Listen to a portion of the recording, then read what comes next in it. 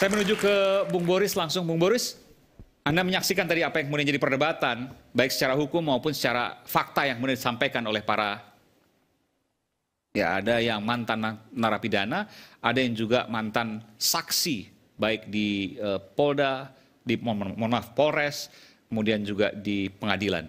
Apa yang bisa Anda sampaikan di sini? Oke, terima kasih Mas Aiman. Saya ucapkan terima kasih, juga saya sampaikan juga selamat malam dan terima kasih kepada narasumber yang saya hormati semuanya. Jadi karena saya diminta sebagai seorang pakar hukum atau yang memberikan pendapat hukum, saya mau sampaikan begini. Pertama, kalau saya melihat judulnya di mana disebut Saka nekat, Saka melawan, menurut saya dia tidak nekat, dia tidak melawan. Secara hukum, apabila konteksnya ini adalah PK, dia hanya menggunakan haknya. Dan itu diatur atau diberikan oleh undang-undang. Sehingga apa? Kalau memang Saka dan tim penasihat hukumnya yakin betul ingin mengungkap kebenaran, punya buktinya, maka lakukanlah itu. Fight untuk itu. Seperti itu. Yang kedua adalah... Ya, justru itu, saya mau katakan. Kenapa kemudian judulnya Saka nekat? Karena ia seharusnya sudah tenang-tenang saja. Tapi dengan apa yang ia yakini, ia maju dengan segala resikonya dan itu perlu diapresiasi. Ya, betul. Itu perlu diapresiasi dan itu adalah hak. Yang kedua adalah tadi Saka bilang ada dia mengalami penyiksaan. Saya tidak bicara itu betul atau tidak, tapi tentu apabila ada praktek-praktek penyiksaan yang dilakukan oleh aparat kepada tersangka, kepada masyarakat, maka itu punya konsekuensi hukum yang sangat berat. Jadi Mas Aiman harus dibedakan penganiayaan dan penyiksaan. Itu dua terminologi yang berbeda. Kalau yang tadi diceritakan oleh Saka, menurut Anda kategori bedanya mana? Begini, kalau penganiayaan itu sipil, mukul sipil. Oke. Tapi kalau penyiksaan itu negara, aparatur yang memukul atau menganiaya masyarakat. Itu masuknya kepada pelanggaran HAM. Itu harus kita ingat bahwa polisi itu punya perkap soal implementasi hak asasi manusia. Di situ tegas dilarang aparatur atau polisi melakukan penyiksaan terhadap tahanan atau terhadap orang yang disangka melakukan tindak pidana. Dan saya mendengar di Mabes Polri telah menurunkan tim untuk memeriksa soal itu. Ya, dan itu memang harus kita dorong agar apa? Ya ini terbuka dan masyarakat menjadi apa ya? Kalau saya lihat Saka sama siapa? Liga Akbar. Itu kan kayak takut sekali gitu. Betul. Jadi sebenarnya saya wajar itu ya, menginginkan agar ya jangan ada kesan takut sama polisi, ya. Tapi kan yang kita tangkap sekarang ini orang itu kayak takut banget ya.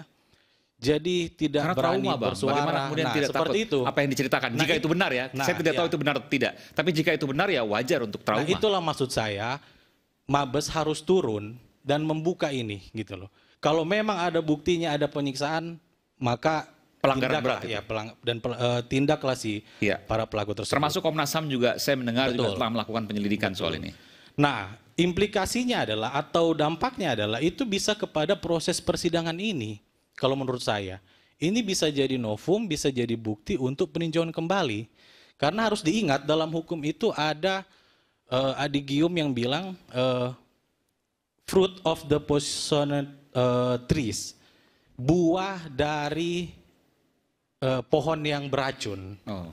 Simpelnya, kalau akarnya beracun, maka ke atas-atasnya itu beracun. Kalau prosesnya dari awal udah salah, maka ke atas-atasnya itu salah. Saya mau tanya langsung pada Anda. Apakah terbuka kemungkinan bahwa peradilan yang dilaksanakan baik di Pengadilan Negeri, Tinggi maupun Mahkamah Agung atas kasus ini, kasus Vina, bisa jadi merupakan peradilan sesat? Ini potensi ya? Bagaimana pendapat Anda? Ya kalau bicara potensi kemungkinan bisa-bisa saja.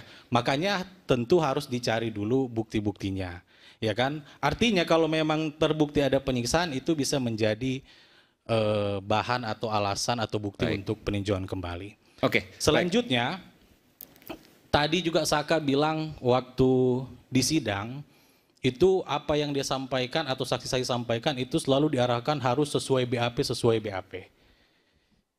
Saya mau jelaskan atau mau sharing di sini yang saya pahami. BAP itu sebenarnya adalah hipotesa. Itu bukan kebenaran, belum kebenaran. That's why kenapa itulah kenapa seluruh saksi yang pernah di BAP itu diperiksa lagi di sidang. Ditanya-tanya lagi gitu loh. Dan per definisi keterangan saksi itu sebagai bukti adalah yang saksi sampaikan di sidang pengadilan di bawah sumpah. Jadi bukan yang di BAP. Jadi kalau ada keterangan di dalam BAP mengatakan A, kemudian di pengadilan dia bilang B, menurut saya yang dipakai yang di sidang itu. Tapi yang disampaikan oleh KKE tadi, Mbak boleh sampaikan? Saya tidak ada di sidang, Bang Boris juga tidak di sidang, bahwa apa yang disampaikan di sidang justru tidak dipakai, hanya mengacu pada BAP saja. Iya, betul. Mayoritas kurang lebih. Mayoritas selalu begitu, karena setiap Saka cerita, karena kan itu masih di bawah umur ya, dia cerita pelan, dia cerita sesuai yang, tapi selalu yang saya lihat benar enggak, dibalikin lagi ke BAP, cerita lagi, ini Saka benar tidak, balikin lagi. Jadi dia tuh mau ngungkap sebenarnya juga. Ini saksi yang meringankan maksudnya. Iya, maksudnya. Nah itulah yang saya bilang. Gitu. Yang saya bilang ya sebenarnya seharusnya semua itu adalah apa yang disampaikan di persidangan.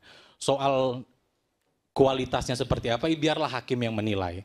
Tapi sangatlah tidak tepat kalau seorang itu bersaksi kemudian harus diarahkan sesuai BAP. Oke, baik. Karena kalau semua harus sesuai BAP, Mas Aiman, nggak usah ada pengadilan. Oke, saya mau tanya tadi. Langsung vonis aja di polisi, BAP ketok. Karena Anda netral, tengah-tengah begitu ya, saya mau tanyakan tadi, apakah pengajuan gerasi itu menyatakan bahwa yang bersangkutan harus mengakui bersalah? Tentu normatifnya seperti itu. Ya. Tapi apakah kasusnya di Saka Tatal ini juga demikian?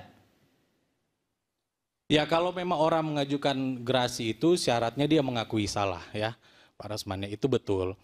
Tapi menurut saya itu tidak menghalangi juga siapapun,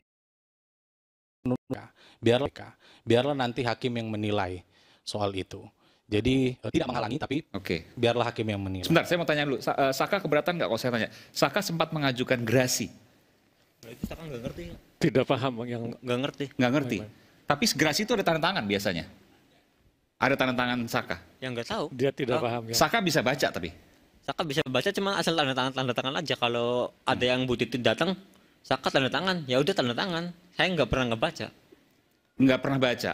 Jadi apa yang Saka tanda tangani Saka nggak tahu. Nggak tahu. Jadi Saka tuh udah percaya sama Bu Titin. Waktu itu. Ya. Dan Bu Titin yang mengawal dari awal ya waktu itu ya, dari 2016. Iya. Oke. Baik. Bung Rasman, Anda bisa. Baik. Terima kasih. Izin saya dulu. Ya, silakan Pak, silakan. Saya ingin menggarisbawahi pernyataan ahli tadi terkait BAP. Ya. BAP justru yang menarik dan menjadi masalah krusial selama ini di proses penyidikan itu yaitu BAP. Dan ketika di BAP selalulah orang itu disumpah, padahal aturannya kan tidak perlu disumpah. Kecuali orang tua mau sakit, meninggal baru disumpah. Ini kebanyakan semua di BAP kemudian disumpah. Sehingga ketika diajukan di pengadilan kadang-kadang justru para saksi yang di BAP tidak dihadirkan. Dengan alasan kemudian dibacakan. Tapi ketika kita menolak terjadi perdebatan. Jadi kebanyakan permasalahan di kepolisian itu yaitu tadi ketika para saksi diperiksa selalu disumpah, padahal tidak harus disumpah. Ya. Yang akhirnya itu menjadi permasalahan yang krusial. Terus satu hal lagi ini Pak Rasman tadi menanyakan kapasitas saya. Dan Pak Rasman saya lihat dari kemarin, dari dulu menyoal kapasitas para pengacara. Saya kok jadi ini kok yang disoal para pengacara, sementara Pak Rasman sendiri kapasitasnya sebagai apa gitu. Pak Yudi tadi tanyakan. Sepakat. Dan juga Bagus. mohon maaf, kenapa sih harus suaranya keras-keras? Ini kan ada anak kecil, anak yang baru trauma. Nggak usahlah ngobrol tuh teriak-teriak. Kita semua bisik-bisik juga kedengar. Jadi tolong ke Pak Rasman, nggak usahlah teriak-teriak. Kita bicara yang substantif, karena berunding di sini kan untuk mencari solusi. Bagaimana dugaan carut-marut, dugaan rekayasa, dugaan unprofessional conduct ini supaya tidak banyak terjadi. Karena menurut Pak Reza juga, dari sekian persen yang di penjara tuh banyak juga yang salah proses. Cobalah diskusi itu yang enak, nggak usah teriak-teriak. Kan kasihan Pak Rasman. Sudah, Pak Pak. Rasman sendiri, ya sudah, terima kasih. Bapak jangan ngomong ke saya yang itu. Saya ini paling paham. Kalau lembut ya lembut, selembut salju. Tapi kalau saya ngomong dipotong-potong, dikasar-kasari, ya emang kita siapa? Kita kan manusia, Pak. Nah jadi kalau saya ngomong seperti ini, saya minta jangan dipotong, Pak ya. Pak, legal standing saya jelas, Pak. Saya nggak pernah nyodorkan diri saya, Pak. Ya, saya diundang oleh media dan bukan media ini pertama kali. Lalu kemudian di situ sebagai praktisi hukum. Begitu statement saya, lalu saya dihubungi oleh saudara Yosi Ahdian, pengacara. Yang dia sekarang dibilang bukan pengacaranya. Konsekuensinya dia bisa dilaporkan. Dia tunjuk saya sebagai pengacaranya. Jadi dua, Pak. Praktisi hukum dan kuasa hukum Yosi Ahdian. Clear sampai di situ, Pak. Jelas, Pak ya? Nah, yang kedua, saya berharap saudara atau Ananda Saka Tatal ini diberi penjelasan, Pak Agus. Kalau dia begini terus dan dia masih PB, ada masalah, ribut di luaran, takutku nanti disuruh ke dalam lagi, salah lagi pihak Kumham. Itu. Baru yang kedua tentang saudara Ali Akbar. Ali Akbar memberi keterangan sesuai dengan apa yang disampaikan di pengadilan, dengan apa yang dia cabut sekarang, nggak ngaruh dengan putusan itu. Polisi jalan terus, saya sudah cross check, nggak ngaruh. Dan itu akan jalan terus. Kenapa jalan terus? Karena keterangan dia ini pun dia bilang, dia diminta atau dibujuk atau dipengaruhi lah oleh seorang Pak Rudiana, dan dia katanya tidak dibayar. Oke, sekarang udah begini ribut nih keterangan Ali Akbar. Liga Akbar. Apakah Liga Akbar pernah diteror, didatangi, ditekan oleh Pak Rudiana atau suruhan Pak Rudiana? Tidak. Nah sekarang aman-aman aja kok, nggak ada masalah. Nah intinya bahwa kalau pendapat saya bahwa keterangan dari Liga Akbar itu tidak mempengaruhi. Sedangkan posisi Mel-Mel, nah, kan ada banyak nih memberi keterangan. Ada Aib, ada Dede, ada Mel-Mel, ada Liga Akbar. Nah Mel-Mel itu berdasarkan data yang saya terima, diduga yang bersangkutan itu ada masalah hukum dan sedang ditahan di salah satu tempat. Jadi makanya dia tidak ketemu lagi. Jadi dibilang dia menghilang atau dihilangkan, tidak. Jadi maksudnya data yang kita punya. Begini, apa yang disampaikan Liga Akbar itu menurut Bung Rasman nggak masuk akal? Ya, bahwa sebenarnya kebenaran yang telah disampaikan, bukan kebohongan. Tapi dia udah ngaku bahwa yang kemarin disampaikan bohong kok. Iya. Sekarang gini, saya juga heran. Kalau kita lihat misalnya ya, pengacaranya Saka saja Bu Titin, ya keras loh orangnya itu. Masa sekarang kok kayaknya enggak? Ceritanya itu waktu di pengadilan dulu tidak ada melakukan apapun. Nah begitu juga misalnya dengan Liga Akbar. Kalau dia ditekan, dibujuk, dipengaruhi, sampai sedemikian rupa, saya lihat statementnya di sini, secara runut, kok kayaknya saya nggak percaya dengan keterangan Liga Akbar ini, bahwa dia mencabut semuanya, dulu dipaksa sekarang jadi lain. Makanya saya bilang kepada Liga Akbar, kalau Anda berbohong, ada konsekuensinya. Dan Farhad Abbas bilang, kami laporkan. Itu kata Farhad, bukan kata saya. Nah jadi kita lihat aja nanti proses berikutnya.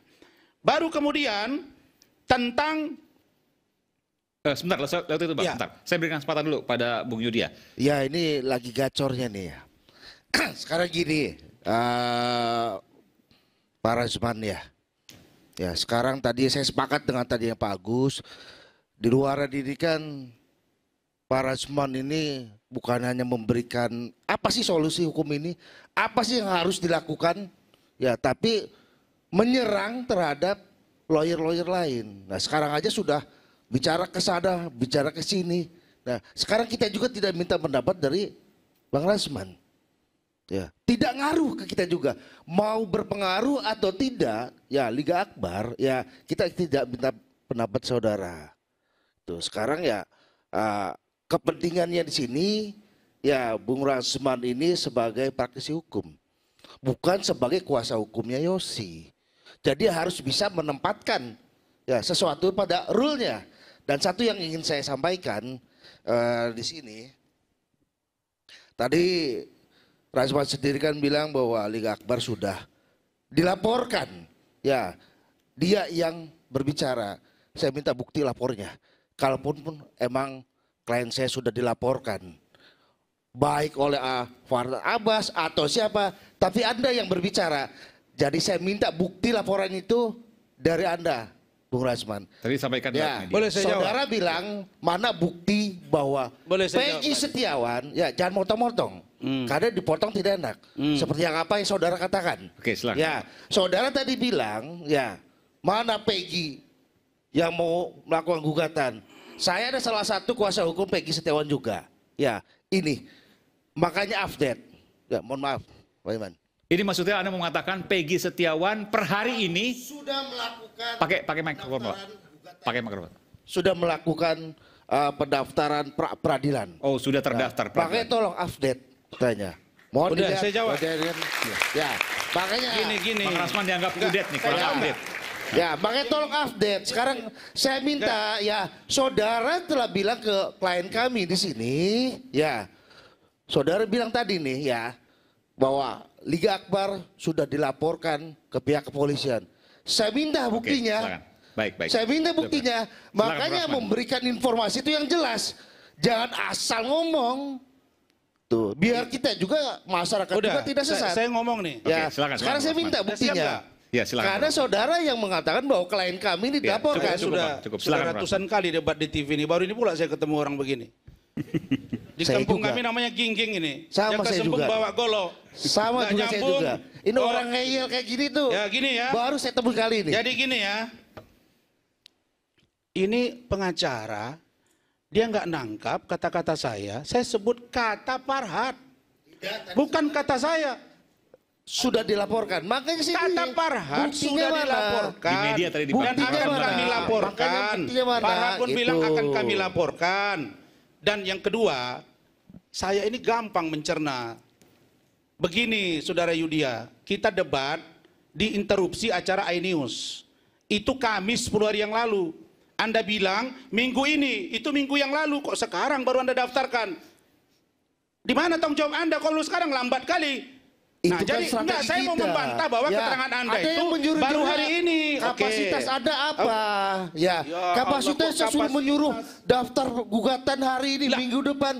Kita semua perlu mempersiapkan. Bapak, yang mengukur mempersiapkan yang intelektualitas terbaik saya bukan untuk Anda. klien kami. Tapi para Jadi media bukan TV dan para perkara intelektual. ini, Bukan Anda yang kita mengukur juga ada intelektualitas strategi. saya. Saya Ya, kalau bisa milih, pengacara kita juga kalau punya saya bisa strategi. milih, Tuh. kalau orang debat Intinya, kayak Anda, kita Maaf, sudah Pak Iban. mendaftarkan. Jadi kalau saya begini, diberhentikan sebentar saja. ya. Kepentingan yang Begini, menyoal Pak Agus, kapan ya. di pra-peradilan, kapan Begini, itu Pak haknya para Agus. pengacara. Begini, Kepentingan Pak kami. Agus. Bukan kepentingan Anda. Kemudian gini, saya berkepentingan sebagai warga negara. Saya ingin kepentingannya? negara ini cepat selesai kasus ini. Saya tidak mau carut-marut begini. Bias kemana-mana. Bukan kepentingan Anda pribadi ini. Ini kepentingan negara dan keutuhan Indonesia. Clear itu. Nah, kemudian tentang pikiran saya terhadap kasus ini. Apa solusi? Saya solusinya jelas. Satu, beri kesempatan kepada Polri untuk menjalankan proses penyidikan sampai pelimpahan di kejaksaan dan peradilan. Kawal, awasi bersama-sama. Poin satu. Poin yang kedua, beri kesempatan kepada Komisi Yudisial untuk mengawasi seluas-luasnya. Beri kesempatan kepada Komisi Kejaksaan seluas-luasnya. Dan penyidik yang memeriksa hari ini, beri kesempatan diawasi oleh Kompolnas dan Irwasus yang ada di dalam. Dan semua itu setahu saya sudah berjalan. Tapi yang paling prihatin saya adalah, kenapa kita menyemojokkan polisi terus? Bukankah tadi ada pengakuan dari Saka dan kakaknya bahwa hakim katanya ketika ditanya selalu arahnya ke BAP. Ya memang BAP lah yang menjadi rujukan. Masa keluar dari BAP? Kita jangan lari-lari. Nah karena itu, kalau itu memang kemauan, monggo. Saya dapat informasi, Bung Aiman, bahwa polisi telah diperiksa oleh Propam. Penyidiknya ini? Ya, diperiksa oleh Propam.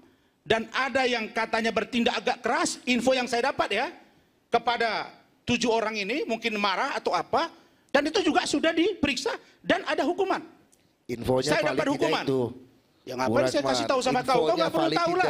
Siapa kau Seperti rupanya? yang tadi saudara bilang Makanya kan. beda kelas kita dengan Klien kau. kita Aduh. ini Baik. Akbar Nanti sudah- kita berikan sudah kesempatan lagi. Kalau bisa, Mana kenapa Sesaat jangan kami follow kasih the kesempatan line lagi ini? sama kami di rakyat Pusing saya bersuara. nih melihatnya nih.